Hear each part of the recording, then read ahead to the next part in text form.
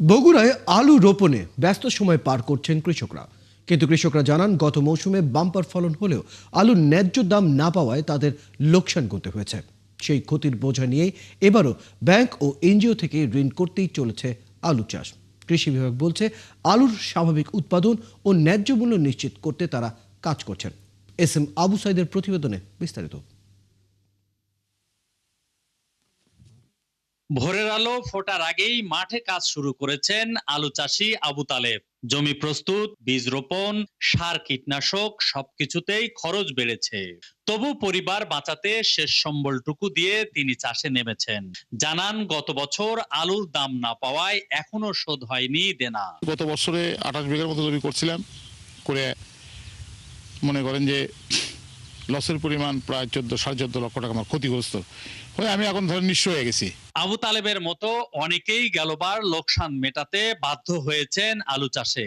Bank ঋণ, এনজিওর কিস্তি মিলিয়ে দিন কাটছে দুশ্চিন্তায়। এবার লাভের আশায় আবার মনে করেন যে বেশি লাগাইছি, লাগে সার পাই না, আমরা কৃষকরা বীজ পাই না, অনেক কষ্ট। সরকার আমাদেরকে আশা দিয়ে রাখছে 22 টাকা দরে আলু নিবে।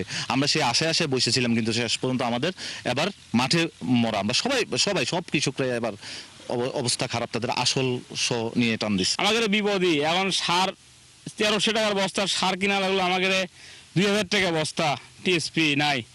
আমরা কার কাছে যাই বলবো, কার কাছে কি করব? কৃষকরা ক্ষোভের সাথে জানান লোকসানের চাপে আলু স্টোর করা হয়েছিল, কিন্তু বাজারে আলুর দাম না বাড়লেও হিমাগারের ভাড়া, বিদ্যুৎ খরচ আর সুদের চাপ সেই আশাকেও ম্লান করে দিয়েছে। এমনকি সরকার ন্যায্য দামে আলু কেনার আশ্বাস দিলেও তা সেটি হয়নি। বিদ্যুৎ বিল তো আমাদের মাফ করবে না, আমাদের বিদ্যুৎ বিল দিতে হবে। আলু আটকায় গেছে, সেটা আমাদের হচ্ছে লেবার দিয়ে নিচে নামাইতে হবে। পিসিতে একটা আলাদা কস্ট হলো, ধরেন যে বস্তা প্রতি 6-7 টাকা নামাইতে হবে। তারপর ওইখান থেকে আবার আমরা আলু কোথায় ফেলে দিব, কারণ মানুষ তো নিচ্ছে না আলু। আলুর দাম কমে যাওয়ায় বিপাকে পড়েছে কৃষি শ্রমিকরাও। গত বছরের তুলনায় কম টাকায় তারা কাজ করতে বাধ্য হচ্ছে। আলুর দাম পাচ্ছে না, সার কিনে নাকতে বেশি দামে, তাদের তো আবার ক্যাশটা পূরণ হানিব, যার ফলে কৃষকের দাম কম।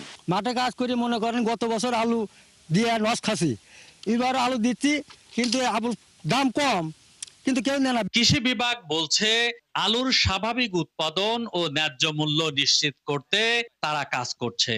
কৃষকদের দেওয়া হচ্ছে নানা পরামর্শ। রাসায়নিক বালাইনাশকের পাশাপাশি জৈব বালাইনাশক ব্যবহার করে কৃষকরা যাতে লাভবান হয়, ন্যায্য দাম পায় এবং ভোক্তারা যাতে নিরাপদ ফসল ভক্ষণ করে সুস্থ থাকতে পারে, এই জন্য আমরা কাজ করে যাচ্ছি। আলুর ন্যায্য দাম না পেলে শুধু একজন চাষির ক্ষতিগ্রস্ত হবে না, ভেঙে পড়বে পুরো কৃষি ব্যবস্থা। তাই প্রণোদনার পাশাপাশি সহায়তার দাবি কৃষকদের। S M Abu Sayeed, 71, Bogura. দর্শক, বগুড়ায় কৃষকদের আলু রোপণ সম্পর্কে আরো বিস্তারিত জানাতে আমাদের সাথে যুক্ত হচ্ছেন সহকর্মী এস এম আবু সাইদ।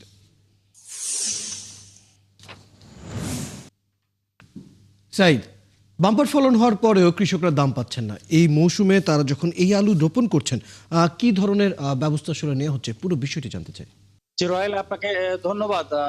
আমি কিন্তু আলুর জমিতেই দাঁড়িয়ে আছি। দেখছেন বিস্তীর্ণ এলাকা আলু চাষ এবারও হচ্ছে, তবে গত বছর লাভের আশায় চাষিরা অনেক পরিশ্রম করে এবং সার, কীটনাশক বেশি দামে ক্রয় করেও কিন্তু আলুর বাম্পার ফলন হয়েছিল, তথাপি তারা আলুর ন্যায্য মূল্য থেকে বঞ্চিত হয়েছে।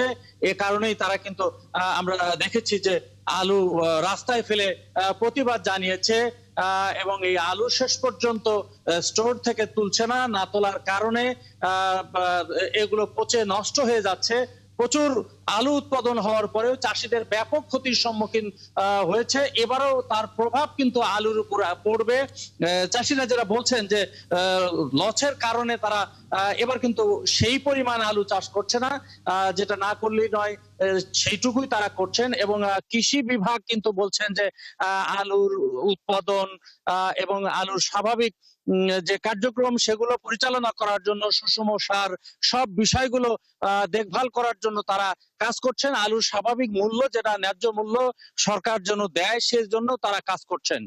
এই আলুর মূল্য না পাওয়ার কারণে চাষিদের মধ্যে যে হতাশা এবং তারা যে এনজিও থেকে লোন এবং বিভিন্ন ব্যাংক থেকে লোন গ্রহণ করে আলু চাষ করার কারণে তারা ক্ষতিগ্রস্ত হয়েছেন এবং এই ক্ষতিগ্রস্ত চাষিদের পুষিয়ে নেওয়ার মতো আপাতত কোনো উপায় নেই। এইবার যদি তারা আবারও আলুতে লস খায় তাহলে কৃষক কিন্তু আলু চাষে ভাটা পড়বে। তো রয়েল এই জন্য কৃষকদের বক্তব্য হচ্ছে যে আলুর ন্যায্য মূল্য দেওয়া এবং স্টোর থেকে যে আলু রাখা হয়েছে সে আলু কিন্তু কৃষকরা না তোলার কারণে স্টোরের মালিকরাও কিন্তু ক্ষতিগ্রস্ত হচ্ছে এবং বিদ্যুৎ বিলও তাদের অতিরিক্ত পরিশোধ করতে হয়েছে। সব মিলে সরকার আলুর প্রতি নজর দিবেন, বিদেশে আলু রপ্তানি করবেন, এমনটি দাবি কৃষকদের। রয়েল এই ছিল বগুড়া অঞ্চলের আলু চাষের চাষিদের দুর্ভোগের সর্বশেষ তথ্য। ধন্যবাদ আবু সাইদ, আপনি খবর রাখতে থাকুন। দর্শক, আমাদের সাথে বগুড়া থেকে যুক্ত ছিলেন সহকর্মী আবু সাইদ।